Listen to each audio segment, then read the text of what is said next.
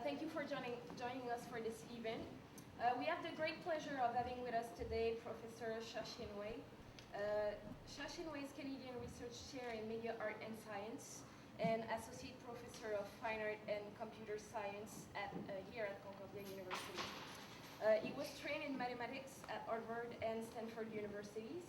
In 1995, he extended his work to network media, authoring system, and media theory, coordinating a 3-year-long workshop on interaction and computational media at Stanford. In 1997, he co-founded Pliant Research with colleagues from Spark and Apple Research Labs. In 1998, Shaw also co-founded the Sponge Art Group in San Francisco to build public experiments in phenomenology of performance. After obtaining an interdisciplinary PhD in 2001 at Stanford on differential geometric performance and the technology of writing in mathematics, computer science, and history and philosophy of science, Shah founded the Topological Media Lab, dedicated to the study of gesture, distributed agency, and materiality with application to the phenomenology of performance and the built environment. Today, Professor Shah will give a lecture titled Topological Media Lab, the Reenchantment of the Public Space. His presentation will showcase work in progress created by affiliate of the Topological Media Lab since 2005, and will open discussion of historically significant labs such as the Bell Laboratory EAT and the MIT Media Lab. Please join me in welcoming Shashin Wei.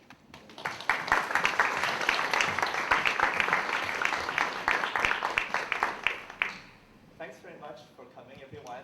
I would like to try to speak without amplification, so I'd like to check with you in the back if you can understand me.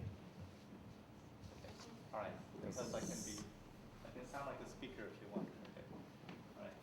So, considering that there are many familiar faces here, I'd like to take the opportunity, and also new ones, I'd like to thank, of course, Mayuru and the gallery, and Catherine Morris, and the curators of this very marvelous exhibit of the EAT 9 evenings show that came from MIT, from the list, right, traveling to here. I think it's a perfectly apt opportunity for us to take stock. Us, that means we who are interested in this intersection between arts and technologies, to take stock of our own practices and look back in time to see how much or how little progress we've made, or whether that's even interesting as a notion, all right? So I'd like to also use the evening tonight to have a conversation with you, all right? Because we are actually, a lot of us here actually have been working together to try to have a conversation about where we think we should go, okay? But how we should work and how things could work a little bit, maybe a bit differently, all right? So I'd like to reserve some time for that discussion. So I'd like to check with you, Marilu, about the time. How much time would you say we should speak? About an hour. Okay, great. Okay, good.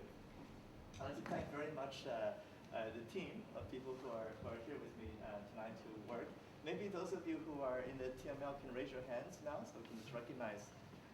All right.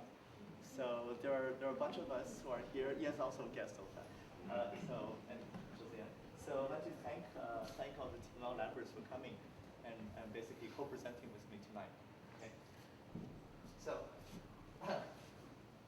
what I'll do tonight is to, yes, of course, look back a little bit, just to start, look back at the experiments that Billy Kluver and Rauschenberg and colleagues did. But also, I won't say too much about it because Michel Beau will come and speak more about that following me in the next talk. But also look at a few other potential antecedents and examples, and then dive into a quick view of what I think, or what we think we're doing, what the Topological Media Lab is making, and then say a little bit about how we're doing it, and see what you think. Try to expose some of the process doing that. Okay?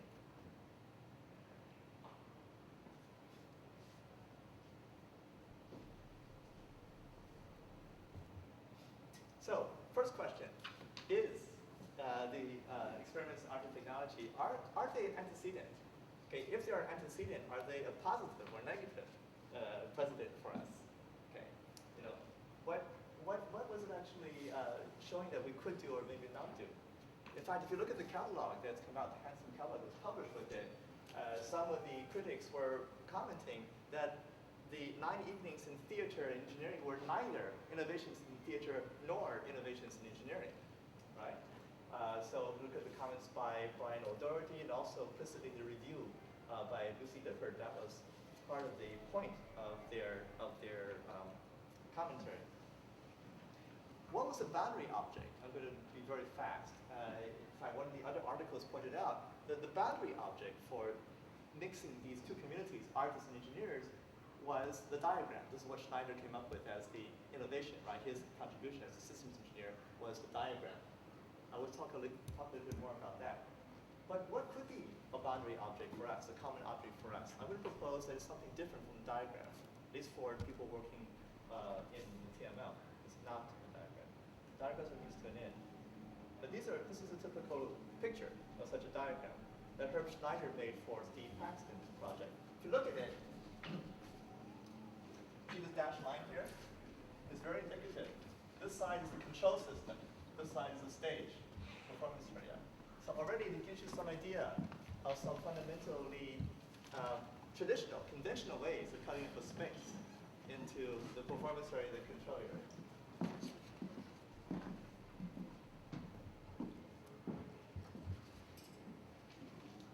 Now, I'm just showing a few pictures like this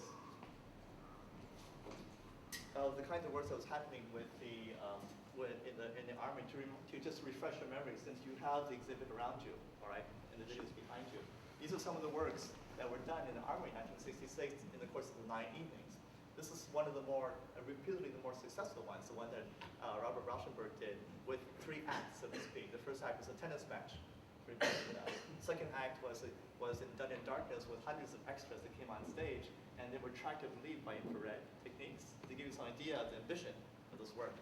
And then the last act, in the second evening, I remember reading about this, is that I think it was Rauschenberg himself. He carried a singing girl around the stage, around the floor, and that by itself apparently made a very poetic cast, gave a very poetic cast to the whole event. So that was remarkable. Okay, that gesture at the end, right?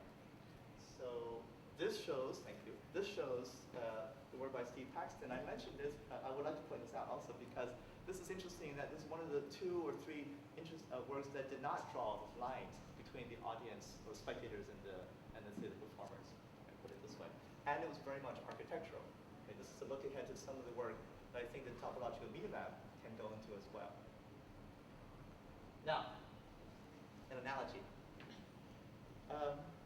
If you look at the way that the engineers are working, it harkens back to an earlier period of time, the early 20th century, to, let's say, Thomas Edison, who was one of the quintessential heroes of Yankee ingenuity. Yes, and then the famous quote from Edison is that, we can go back maybe just one frame. Is the famous quote from Edison is that his genius is 1% inspiration and 99% perspiration. Remember? Yes. And it'd be interesting to contrast that with the work of somebody else, Nikola Tesla. Philip here, are you here? So anyway, some people here have been interested in Tesla as a mythical figure of quite a different sort of engineering. A European trained engineer who worked not so much on, let's say, search or literature search or trial and error or zero inventory knowledge, or worked on principles, okay, worked on cosmologies, somewhat like the difference between Albert Einstein versus Richard Feynman, the American physicist, right? So this kind of style, I think, was quite different. If you take the time to read the yellow text as I'm speaking, you get some idea of the way, at least the way Tesla portrayed himself as working. Tesla portrayed himself as somehow coming up on principle or inspired by cosmological connections with the world, ab ovo, quo hog, devices that worked. He's credited with being an inventor, of course, with some of the most important devices, like the alternating current. Okay, so another European. Let me go to another European, a very different kind of European, Jerzy Gotowski. This brings us closer to the Topological Media Lab. okay, and farther from EAT. Joseph Grotowski, for those of you who know theater history, was one of the 20th century's, let's say, most provocative and respected, feared, emulated directors. And he stands in line of the work of, for example, Artur Artaud and Stanislavski, looking at physical action, right? Now, Grotowski, I want to tell this little story to give you a contrast, to set up the seed for a contrasting way of working. Grotowski decided after decades of great success with staging contemporary theater in Poland to retreat. So he took a group of the best actors that he had come across and basically made a laboratory for theater. The first laboratory was in Poland. This is a picture of the building in Poland, in Wrocław. How do you pronounce it? I think we should ask Joey for help.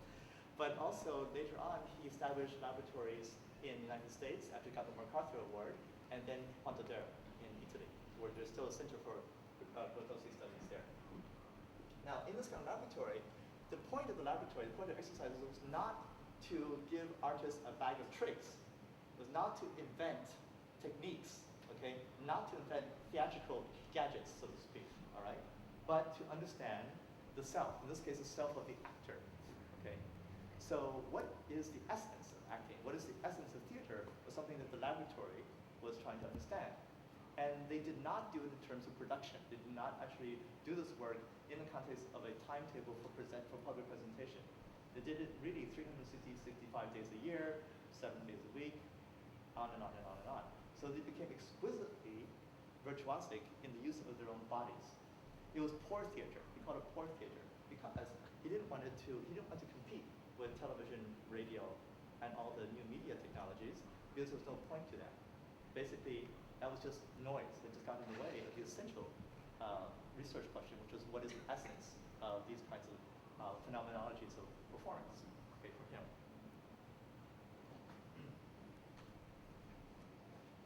I'm going to give you some quotes of the Grotowski to give you a flavor of the way he was thinking about art practice or art research. So,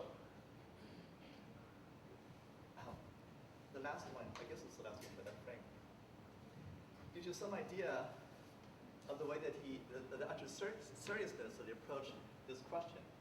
One of the research questions, in fact, that I was talking about was improvisation. How does one improvise and yet achieve events that have ritual power? Okay, because, for example, for Grotowski, the sacred no longer had a function in contemporary society. The sacred was completely evacuated from the forms of religion, so to speak, all right, but also from the forms of secular religion, such as theater. That's another reason why you want to go back into theatrical laboratory practice and understand what the essence of theater was, to recover some sort of sacred in a more imminent way. Okay, so.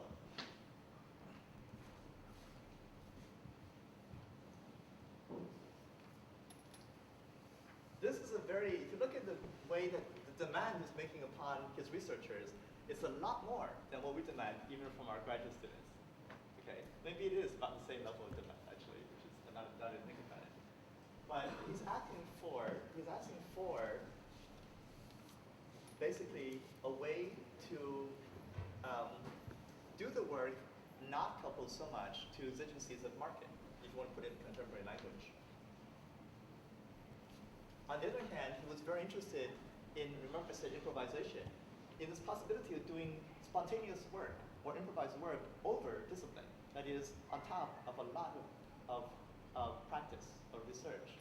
Okay, so in this case, improvisation is not randomness.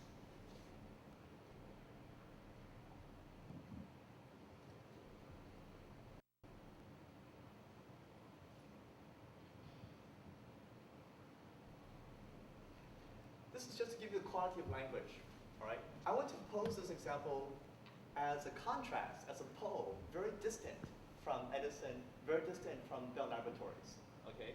Here's an artist who decided to do art research, to pull back from production, okay, work, but to go into art research, and he explicitly used the word laboratory. Contrast this with Bell Laboratories, or MIT, Media Laboratory, okay? Which we're much more familiar. This is not art studio. This is not art studio. This is theatrical practice.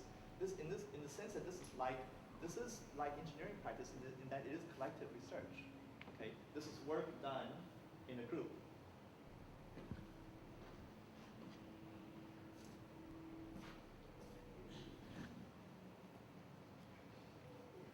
I'll pass through this text. You can see enough there.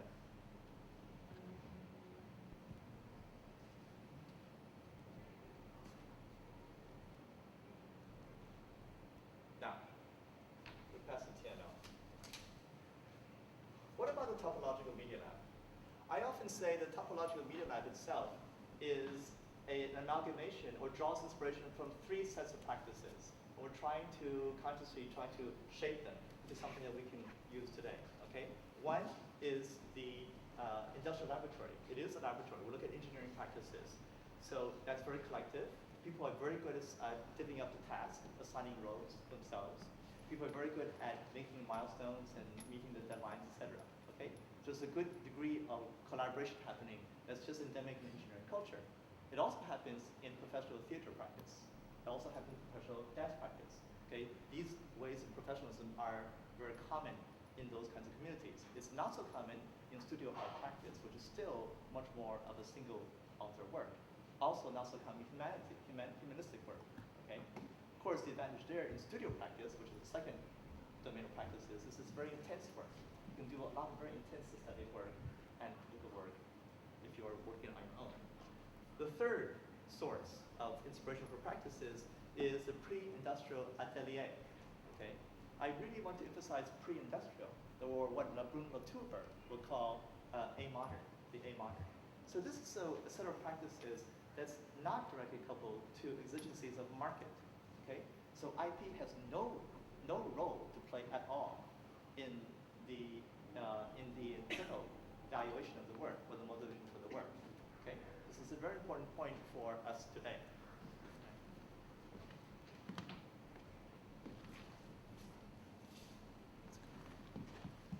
I'm going to show you, what do we make? What do Topological Media make?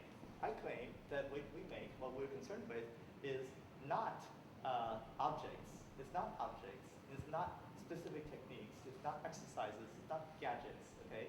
It's not images either. It's events. Events. Okay? Let's look at some pictures for inspiration here. Okay.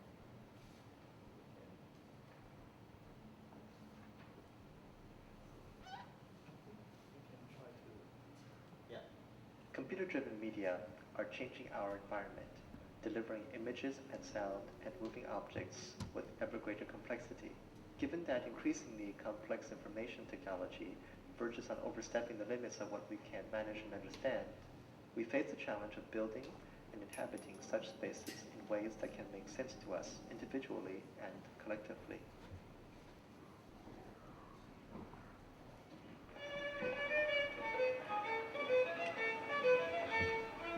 How can we build rich, responsive environments for shelter, sociality, or play? How can we live in computationally flavored environments, which now include not only virtual reality games, but also playgrounds, classrooms, airports, and other public spaces? In short, how can we build a world that is not complicated, but rich?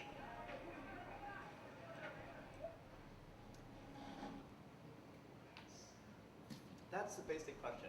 How can we build an event or environment that's not complicated or rich? So this embodies inside a general critique of technology, which is one reason I'm doing this kind of work, both in engineering and in art, which is to say that a lot of the fundamental conceptual frameworks I'm claiming, okay, this is an argument, actually tends to become more and more and more complicated. That is, it makes our lives more complicated. The more that we try to build solutions to problems, the more we complicate our lives. And the same thing goes for the build space. So what I'm trying to do is find a different way to build spaces. All right? Maybe we can pass.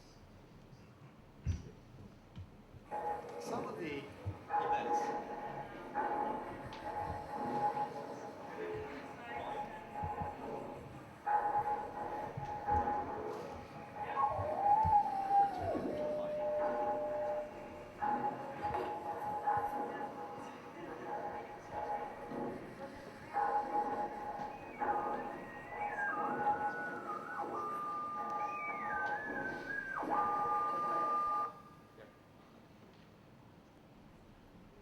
these environments, these environments I'm showing you are from 2001. They're play spaces. So these are spaces where people can gather together, and they're given opportunity to put on a costume. The costume is active in the sense that as you move, it detects your movement. And we have cameras also which can look at how people are moving on the floor. As people are moving together, I'm interested in these environments in which, as you gather together, your movements actually thicken the space around you. It thickens the space which is made of textures of light and textures of sound. So your body actually begins to diffuse, or is no longer just bounded by the skin, but actually more continuous with the environment that you're in. All right? So in that kind of continuity of environment, how is it can you reshape? How is it that we can reshape our bodies? How is it that we can actually reshape relations with one another in a way that's continuously evolving as we are moving in this given space? What are the conditions? People are in the space together at the same time. They're physically co-present. This is not tele anything. Okay?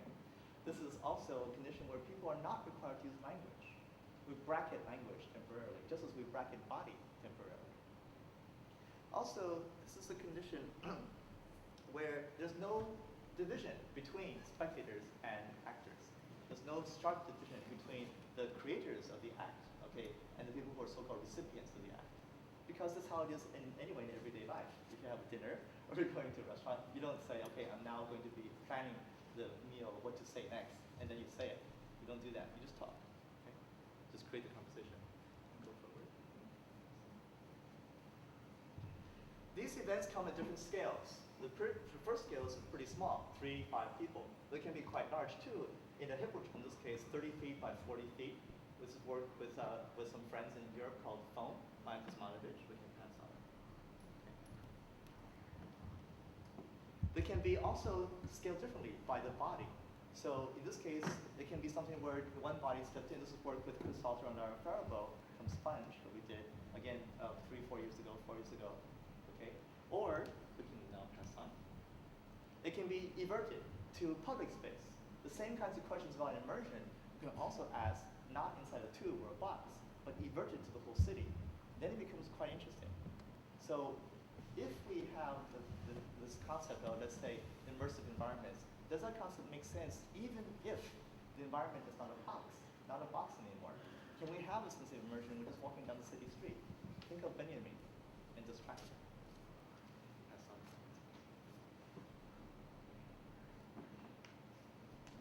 Now, talking about public space, if we go to the public space, we can also think about ways to thicken public space.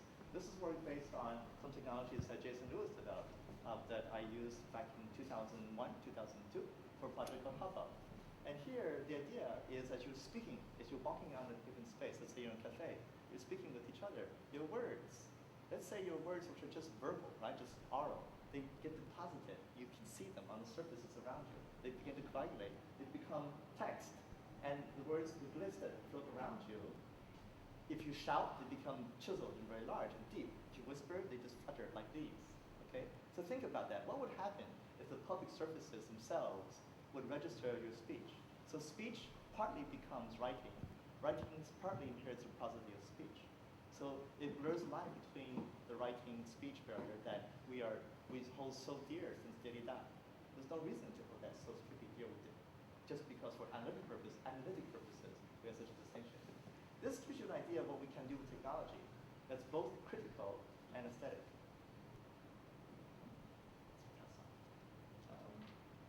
Yeah. Oh, we go back, sorry. Let's go back and forth. So I want to draw attention back to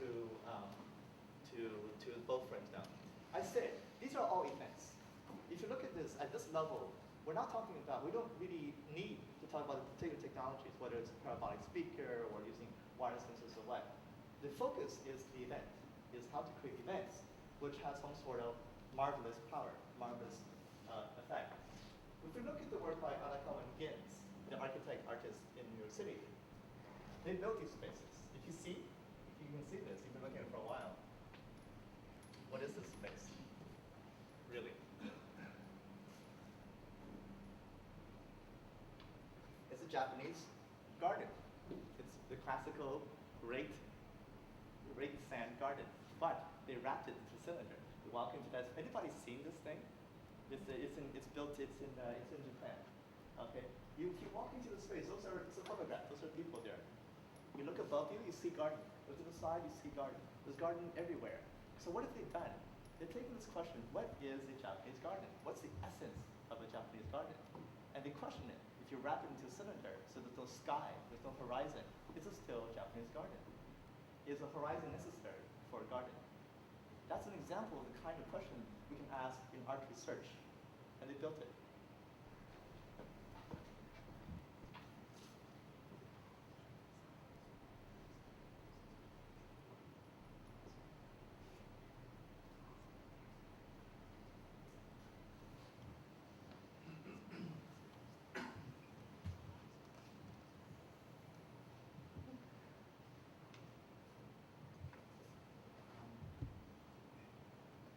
So, how?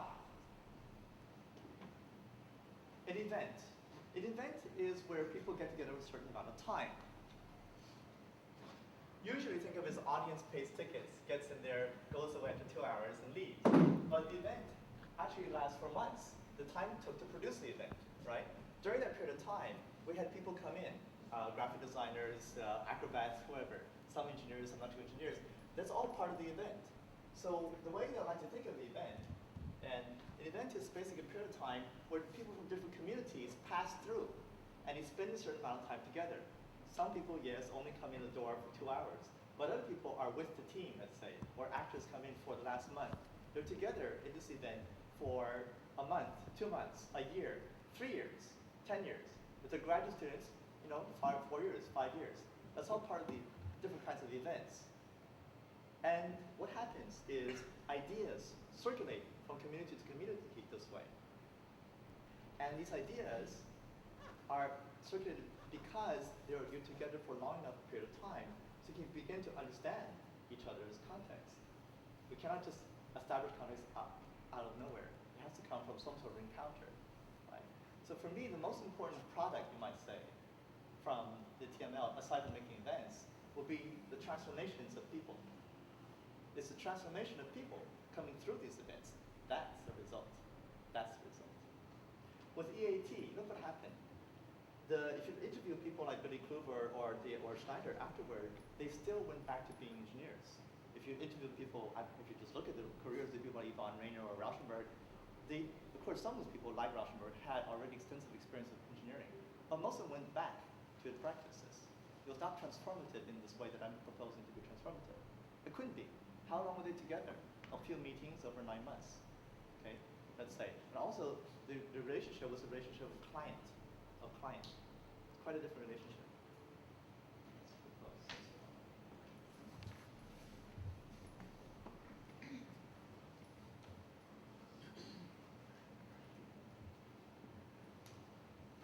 I'm going to give you a rapid readout because maybe half of you are actually familiar with the work that we're doing in detail. I talk about event and say we don't really care to say about whether it's wireless sensor, this or that. But in practice, to actually make the events, we need to have the means to actually carry it out, which means that there is no limit to how far down we need to go. Okay. In other words, I would like to say that there are 2 things. One is the craft. The craft should be able to go as far down as it needs to go. If we need to understand the craft of carpentry in order to make the set plausible, we will go to do carpentry. If we need to go to textiles, we will go to textiles. If we need to go to fabricating circuits, we will fabricate a circuit. All right? This makes a lot of demands on the environment. It makes a lot of demands on the people. The people who come in need to be experts in order to do what they're doing. No fear. So some of the work that we're doing involves, for example, taking light and treating it like ink, so that as we move our hand, the light itself can coagulate, can change color, can congeal, can trip. So take video. Think of video shining on the floor, it's like here. It's not being just white or dark, all right, but structured. And then I can reach my hands to this light. I can begin to comb out streams of color from this. This is what we can do with what we call calligraphic video. So,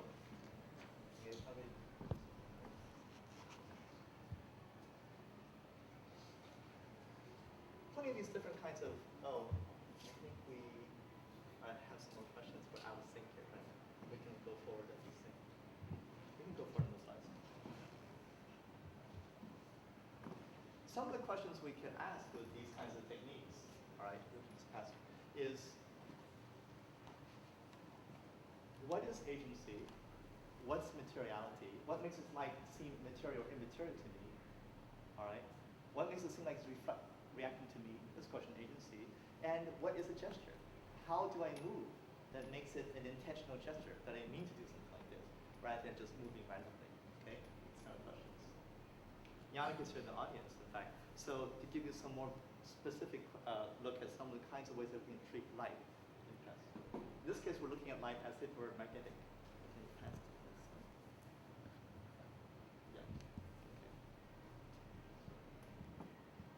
In the black box, which is in the basement of the EV building over there, we can also take the entire room and treat the entire room as if it were some sort of liquid calligraphic video.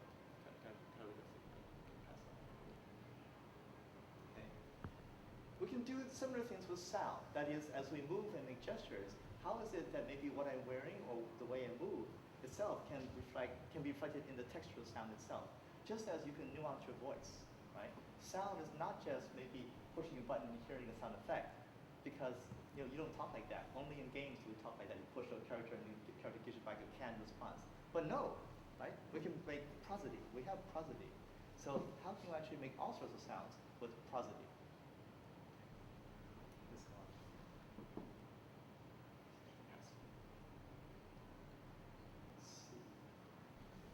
Now, on this side, here, contrast the diagram.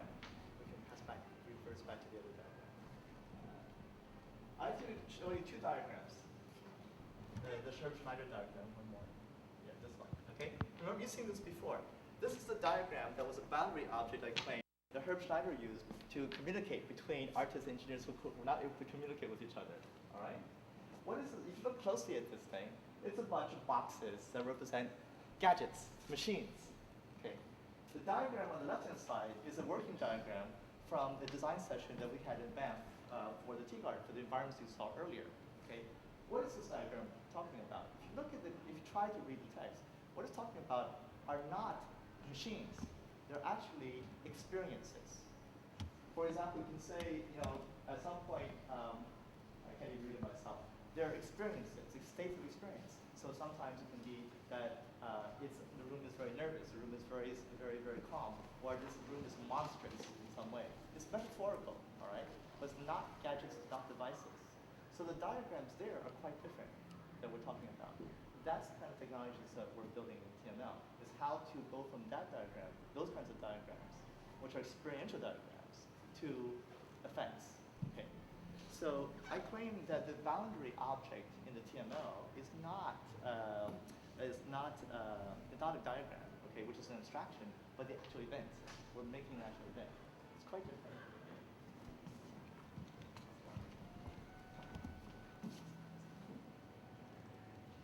If you read the book, the catalog, it does mention that there is such a choreography machine called TEAM, T-E-E-M. Okay, that was in the thing.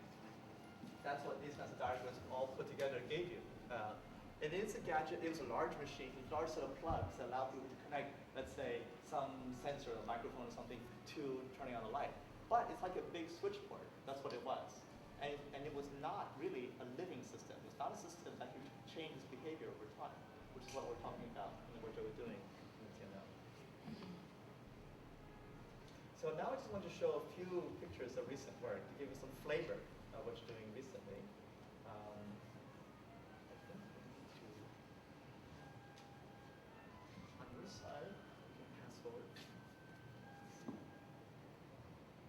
Pass forward. Keep going. Yeah. Let's keep this. Okay. One category is the area of what we're calling, we're moving basically in two general areas. One is architecture, and the other is movement or dance. Okay. So in the area of architecture, some of the work that we're doing is basically what I would call poetic or speculative architecture. How can you take a built space, all right, and treat it as a poetic exercise? what does it mean to be a body exercise? So for example, with the troglodyte, this is with Eric, Joseanne, and Justina. Okay? Part of the idea here is, if I may, you can speak for yourself later, is because they're here, is to take this idea of vision and think about what it could be if vision is actually haptic, if the way that you see is actually something you do by feeling your way around the world. What if light were so bright that the only way you can make your way through the space is by feeling your way through the space? So one side you see is a bit of Minard, this maze that was made of Minard that Eric and Joseanne just put together, okay, with a little bit of help with some friends, okay, to begin to explore that kind of question.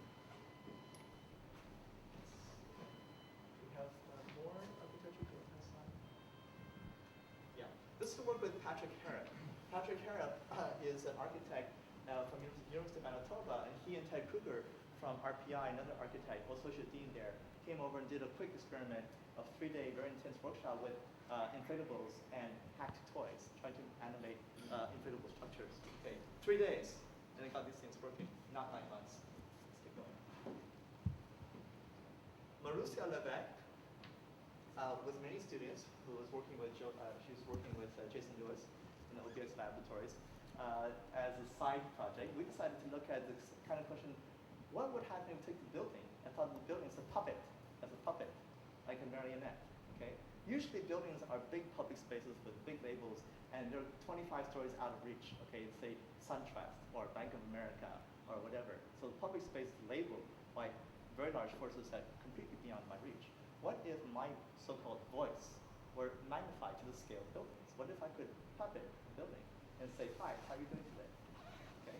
So this is the first few steps toward that kind of idea. I think that's the last architecture. Let's see what's oh, just one more. Thanks, David. So I pointed out Ara Common Games work earlier. So one of the experiments we did in the EV building was to take one of their experiments from the book, Architectural Body. Maybe some of you have read it in the Sense Lab, yes. Okay, in Aaron Manning, Brian Masumi's seminar. Basically, again, it's has to do with hapticity. If we drape a 40-foot by 40-foot curtain, thanks to Michael Montanaro, who borrowed this, we can drape the entire room or entire floor with this kind of, it's like a kid's thing. You reach underneath the blanket and start to feel your way around. How would you see the space if you had to feel your way through the space itself?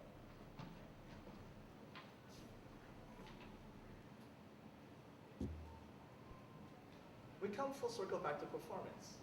Okay, we can't do that too.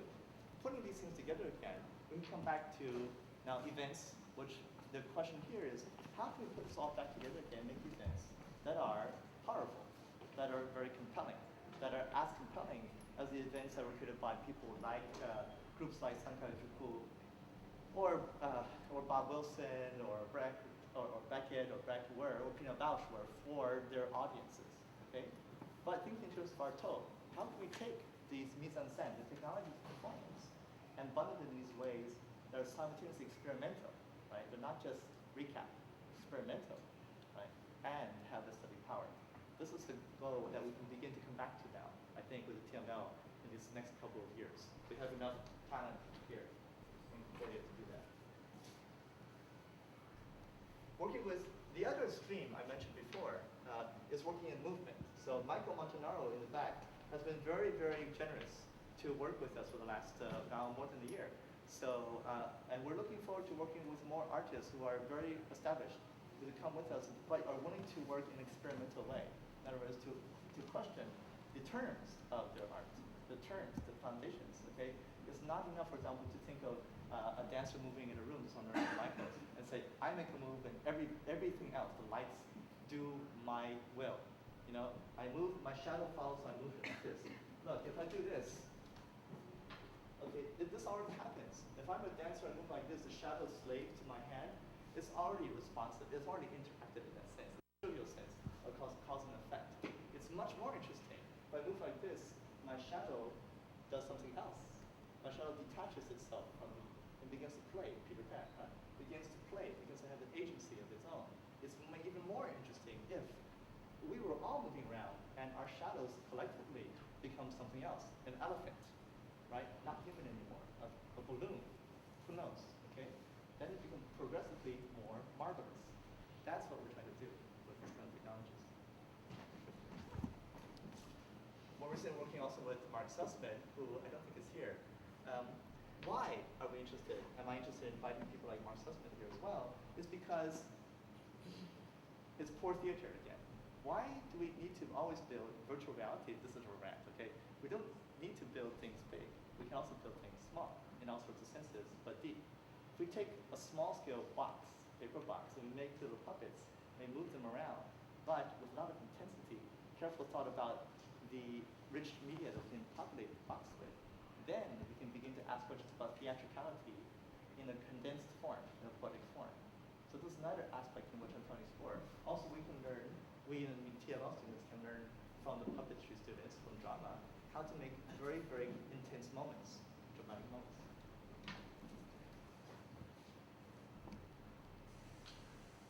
Recently, I've started a project with Marcelo Wanderley at McGill called WYSIWYG. And what we've done here is to take another poetic look at gesture and sound. And the question is the following. Typically, when people think about music or music technologies, people again think of a gadget, like a wand. You think of MIT Media Lab with, I shouldn't name names, okay, so I will not name names. Typical gadget-based way of thinking about music is say, look, instead of a violin with a bow, I now give you some electronic gadget like a Wii, you know, and I move the Wii around and make a sound, what? A violin. Now it's done in MIDI, so what? Okay, we could do it much better with a violin. Okay. So instead of that, we can think poetically a little bit. If I give you clothing, if you put on clothing like this, what would happen if the clothing sounded? All right? What if it could actually thrum and purr like a cat? Right? Silly. But what if it could? And what would you do with that kind of sounding cloth? All right?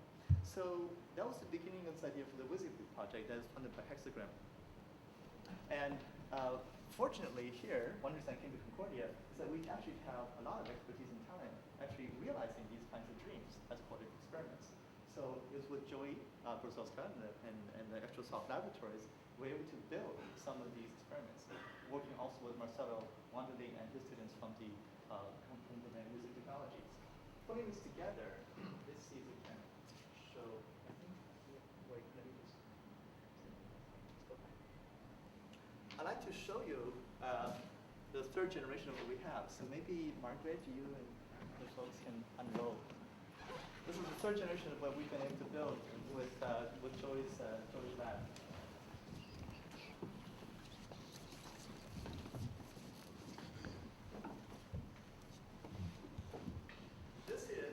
This is Margaret and David.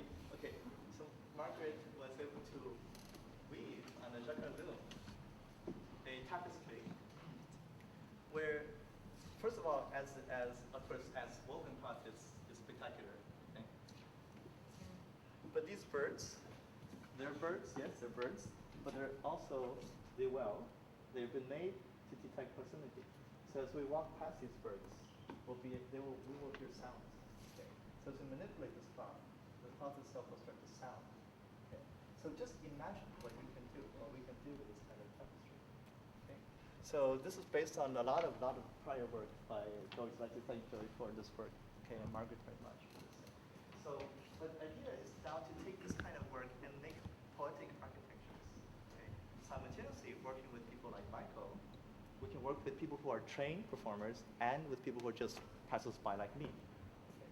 So this is what I propose that we should do. Okay? Poetic exercise in architecture. Thank you so much. Okay, good. I'll quickly start to wrap up now, pretty shortly. Okay?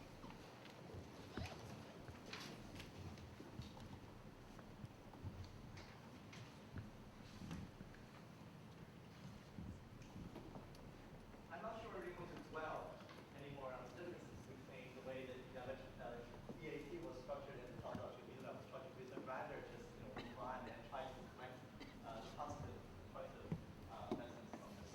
But maybe I should point out, to be very pedantic, a few things. Okay.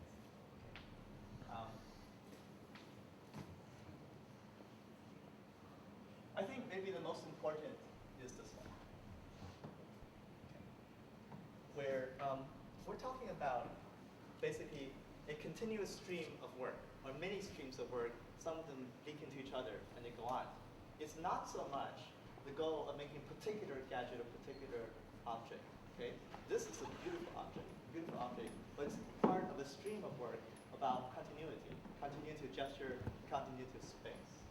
Okay, that's what we're trying to do. Finally, I'm going to close with some questions about what is at stake. Let me go through slide 4.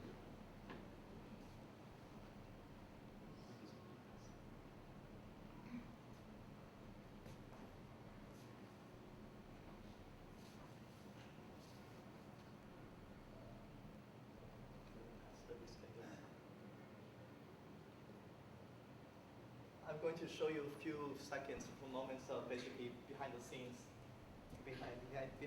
life in the Topological Media Lab. But I'm going to now close with some words about the stakes. What are the stakes?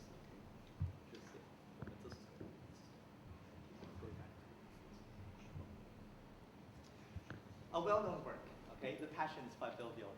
Many of you have probably seen at least some representation of it. Have any of you seen the actual presentation? Okay, it was in the Getty. You've seen it. Maybe where did you see it? It was in Getty for sure. Anyway, the Getty Museum turned it for a while, then it toured. Okay, Buffalo. Okay, if you see it, it's these are like plasma screens, or these are projections, large projections. The people move in very slow motion. So it's shot in film and then transferred to video with a sharp reduction in speed. So there's no motion blur. It's spectacularly beautiful. It's typical, okay, of his technique to slow down time, slow down movement. Okay. Fine. And shows images of women and men in various states of high emotion. This is, of course, part inspired, I would say, from 9/11. Fine. This is all fine as it goes. But I have a question to ask, which is this. Look at these pictures. These are portraits. There's some reference to Renaissance portraiture, right? These are portraits of man, in the Leonard sense of man. Okay? This is humanist. Okay? This is also very old. This is a very old Enlightenment scheme of art. Right? It's the question I would like to ask you, especially we here, okay, who are practitioners. To whom do you owe your allegiance? Okay? Do you owe allegiance to Homo sapiens, Rex, or do you owe allegiance to something else? Do you owe allegiance to Homo sapiens Rex, or do you owe allegiance to the world? If you say you owe allegiance to the world, there are radical consequences in how you're going to work, how we're going to work. Okay. I think all the things I've been trying to say, I don't have time to say now, have already been said very well by poets. Dylan Thomas, for example, in this one poem, expressed, I think, very, very well the kind of ontology and a way of thinking about the world is already suffused with value. So the world is not made, this is the last little thing I'm going to say to give you some taste of the way that we're actually working inside TML, what motivates us, okay, what motivates me at least. To think about the world poetically as made of a substance that's not living, that's suffused with value, It's not dead. So that this jacket you have, the water that I'm drinking, okay, they're not dead matter. If it's not dead matter, if it's suffused with value, that means I have to, when I treat this water, I cannot just willy-nilly destroy it or kill it or dump it down the sink, right? I have to actually negotiate with it ethically. So that's quite interesting. That's true for all media. What if it's true for all media? Then what are the consequences? We're not talking about animals or robots or avatars or dogs or whatever. Okay, that's just 1980s cyborg theory. Okay, we're talking about something quite different. We're talking about substance now. Substances. I think we can press on.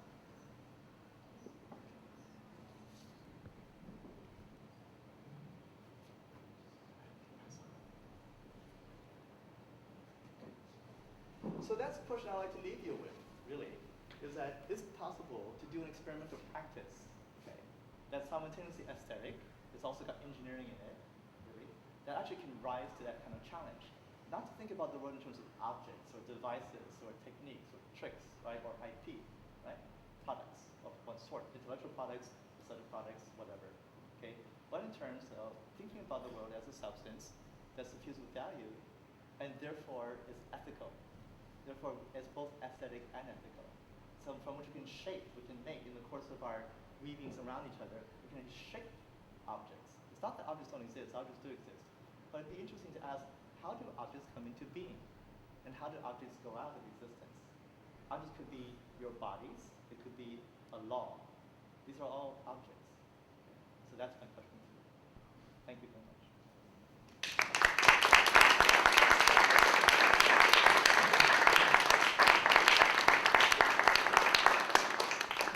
Is there any question or comments?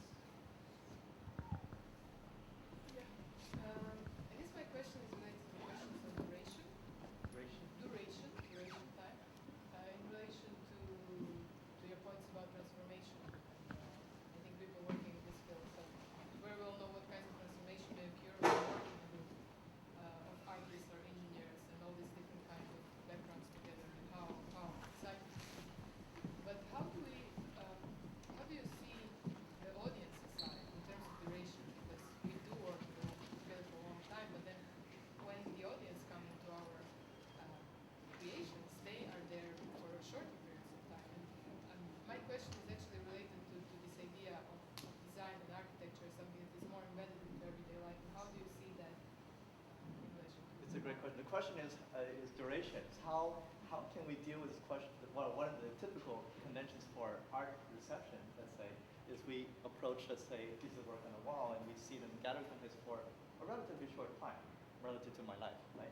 So that's Carmen's question. And in fact, in a sense, it contains the seed of a response. transformation of the world and the idea that we can transform and act? Yes, how can that act in the transformation of the world? And in fact, the question has a seed of the response, right? The response that I've been having for a while now, actually for years, is that that's why I say we're not. The business of the Topological Media Lab should not be the creation of an art object. That's a production facility's job. All right, you can go to the shop, people love it.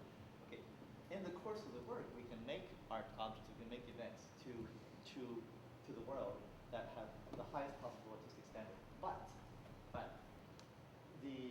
one of the reasons I want to move into architecture and also move into colloquial forms of movement, let's say, informed by artists, is to see what happens in everyday life. You mentioned everyday life. Okay, so this tapestry that you saw, this beautiful tapestry, okay, it could be used on the stage, sure, but it could also be laid out on the table for months, years, handed down from generation to generation. That's quite interesting because then it gets embedded into, so to speak, everyday life. That's where I want to move right now. Yeah. I'm not following where engineering fits into the theory of poor theater. Oh, this thing about poor theater for Grotowski is, what is the engineering in the case of Grotowski? Okay, what would be the engineering in the case of Grotowski? There are some photographs you can see in the book of a mask. The artists, the actors were trained to an exquisite degree to use the material of their own bodies. So, for example, they were trained to be able to make a frozen mask and act everything. The speech that comes out has all sorts of different kinds of emotions, but the mask is fixed. Okay, that takes an incredible amount of discipline. That, to me, is technology, is a technology for performance. Another example for Grotowski, for example, was use of resonators of singing, and that's very high technology. The exquisite degree of discipline and actually technical knowledge needed to be able to sing from multiple points of the body is something which is not actually commonly taught, as you know, even in Western singing. Okay, that's definitely a technology. So the question is, what kind of technology do we choose? All right, do we choose technology that's bound to various markets, or technologies that are bound to strings with certain kinds of strings attached? Okay, or another question is, can we make our own technologies? What is required to make our own technologies? Okay, so I mean, for me, grammar is a technology. For a poet, is a technology. Okay, so I'm interested in actually doing what I call art all the way down, so that if you need to open up every black box, you can do it. Okay, but we need to have the reason why ahead of time first, before we go that way. Please. I had a question about the distinction that you made between intentionality and randomness. And And randomness. randomness. In terms of like this kind of like gesture activating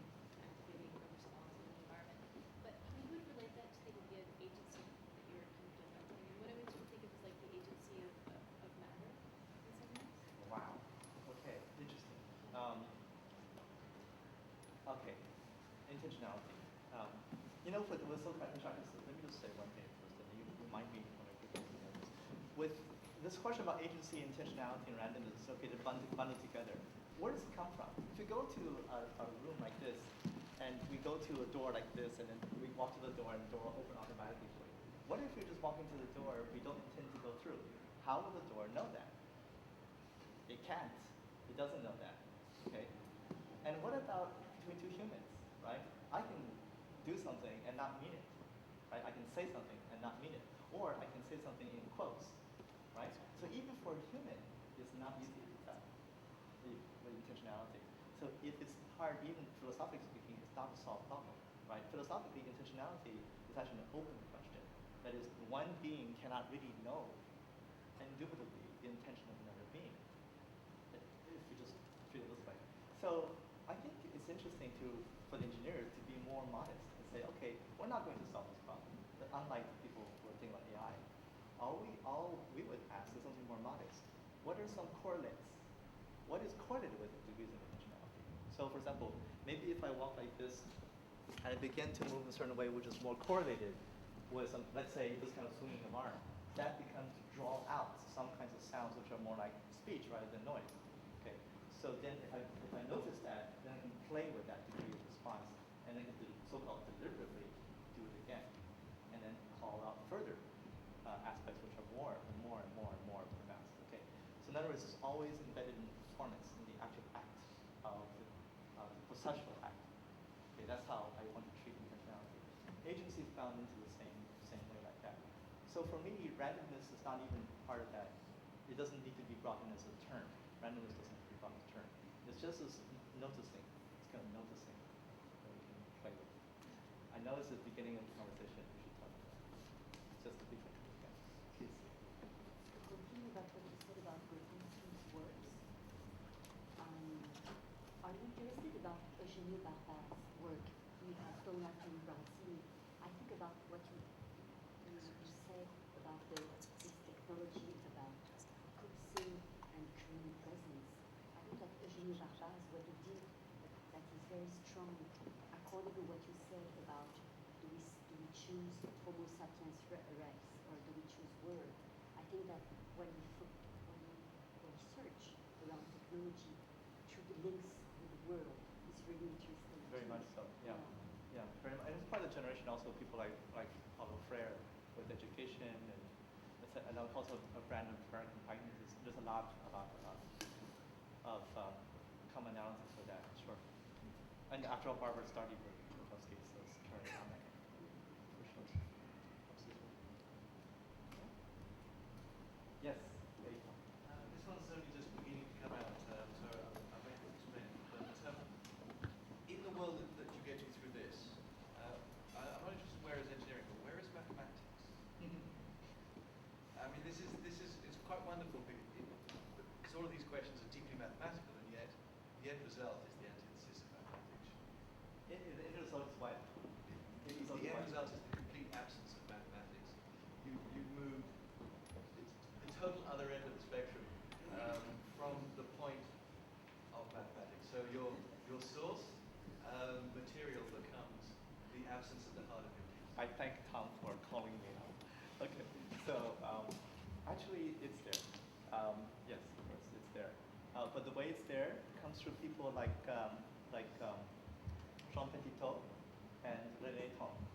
So some of you have read about this, or some of you may encounter René Thom through Deleuze, okay, and Deleuze too.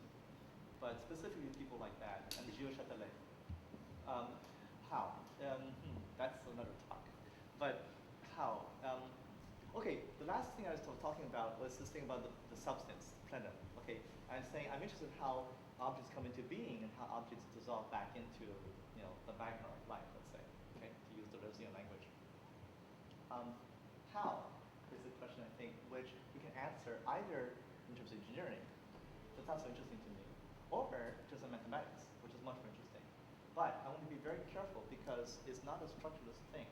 It's not the same thing to say, we've been working for years and years on this, okay, how not to talk about the world in terms of abstractions, and yet to talk about the world in terms of its material essence, material essences, okay? Um, it's okay. How to do that? Like this water. We can say, look, this water has its own flow, this kind of thing. If I put ink in it, I usually have ink to do this with, but I don't have ink now. If I put ink in it and mix it around, it starts to mix, right? Now, I can say to you, yes, the economy works like this. And you say, oh, but that's a metaphor. Okay, if I claim to you that drops in dollar bills into the circulation of money in Canada, it starts to circulate like ink, and da. Then you say, oh, that's a metaphor. But my interest is, how does that work not metaphorically? How does language, for example, flow?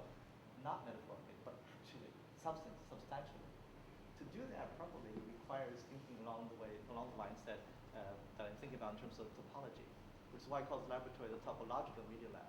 Okay, and it's not just topology. Actually, it's actually looking at many other kinds of patterns in the world. Another person I like to cite would be Christopher Alexander, the architect, who's written in the 4 recent books. He's still alive. And at the very end of those books, he actually reveals his interest in symmetries and looking at symmetries this way. Unfortunately, a lot of the people who try to interpret that interpret in a very reductionist way. It's very boring. It's just reductionist. It's hard to treat it as material. It's material. Alain Badiou, who's a French philosopher, has been writing about being an event in this way as well. He makes a very strong claim that mathematics can be treated as a substance. That mathematics is not a description of the world, it is substance. It is a substance, just like water, substance. Okay, that's how I'm thinking about that. How to do it after that is